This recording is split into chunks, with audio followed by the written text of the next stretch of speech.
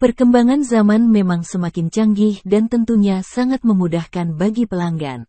Tapi pernah nggak kalian, saat sudah menanti paketan yang dinanti-nanti malah abang kurirnya kelupaan sama barangnya? Hal inilah yang dialami oleh pemilik akun TikTok @g.ita57 yang sangat mengocok perut. Awalnya wanita ini hanya merekam jalanan yang ada di depan teras rumahnya dengan keadaan hujan rintik-rintik. Tak berselang lama, abang paket datang menghampiri dengan wajah tersenyum lebar sambil menutup mulut karena malu sudah kelewatan rumahnya.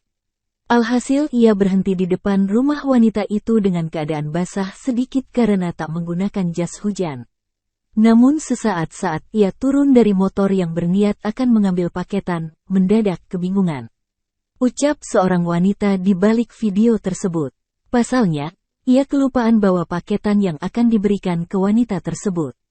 Ia seperti melupakan sesuatu yang ia lupakan. Sang kurir pun menoleh ke kanan dan kirinya. Ternyata kurir itu tidak membawa paket apapun di sepeda motornya.